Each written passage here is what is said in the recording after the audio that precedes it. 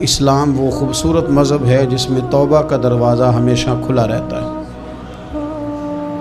ہمارے ضمیر پر روز خود بخود اس بات کی دستک ہوتی ہے کہ یار تجھے ٹھیک ہو جانا چاہیے۔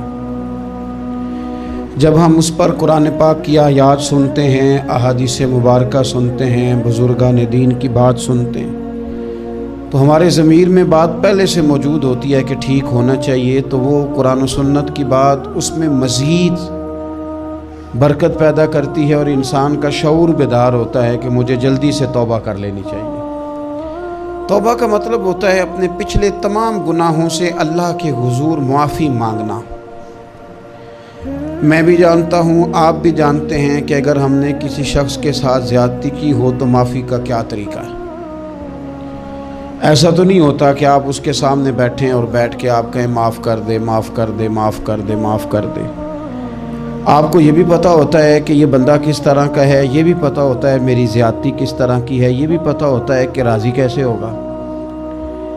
ہم وہ سارے لوازمات جمع کرتے ہیں، اور اگر ہمیں یہ پتہ ہونا کہ میرے اکیلے سے جانے سے یہ معاف نہیں کرے گا، تو اس شخص کو ساتھ لے جاتے ہیں جس کی وہ بات مانتا ہے، اور پھر ہم اس طرح سے منت کرنے کی کوشش کرتے ہیں کہ جیسے وہ شخص مان ہی جائے۔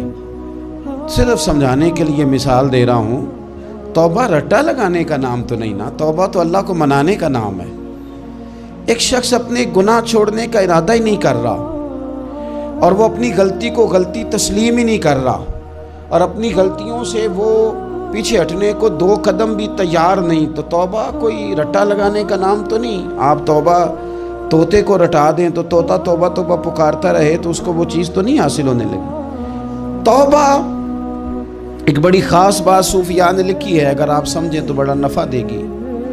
وہ کہتے ہیں جس طرح گھر چھوٹا بنانا ہو یا بڑا بنانا ہو، زمین تو درکار ہوتی ہے کہ نہیں؟ زمین ہوگی تو گھر بنے گا، چاہے وہ چھوٹی سی کٹیا بنے یا بہت بڑا محل بنے، زمین کا ہونا ضروری ہے۔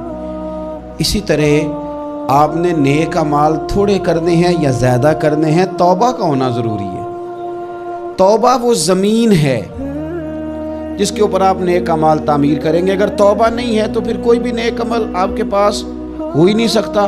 آپ پچھلے گناہوں سے رجوع کریں اللہ کی طرف، آپ کہیں کہ میرے اندر یہ غلطی ہے، میں توبہ کرتا ہوں۔ ان العبد اذا اعترف، اعتراف جرم کریں، پھر اللہ کے حضور رجوع لائیں۔ ہمارا یہ حال ہے کہ ہم جتنی بھی توبہ کرتے ہیں، جس قدر بھی استغفار پڑھتے ہیں، اس کو ایک وظیفہ سمجھ کے پڑھ لیتے ہیں، بھئی یہ بھی اچھا ہے، برکت سے خالی نہیں۔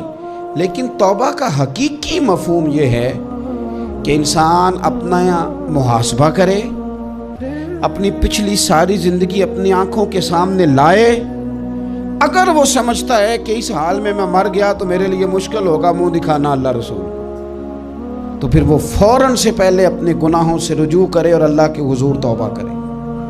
یہ توبہ کا مفہوم ہے۔ میرے رسول پاک صلی اللہ تعالیٰ علیہ وسلم نے اپنی امت کو اس طرف خاص رغبت حضور نے اپنی امت کی کرائی۔ رب بڑا مہربان ہے، بڑا ہی کریم ہے۔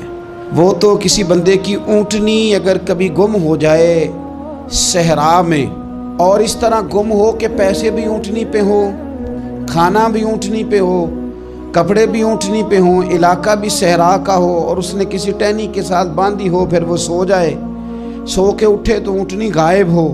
اب وہ اتنا پریشان ہو کہ آگے پیچھے دائیں بائیں دیکھا تو پتہ چلا کہ اونٹنی تو غائب ہو گئی، نہ کھانا ہے، نہ پیسے ہیں، نہ کپڑے، نہ سواری ہے، علاقہ صحرا کا ہے، پیدل جا بھی نہیں سکتا۔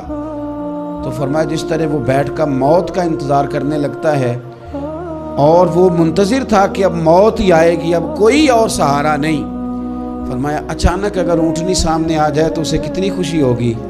یا رسول اللہ اسے تو بڑی خوشی ہوگی۔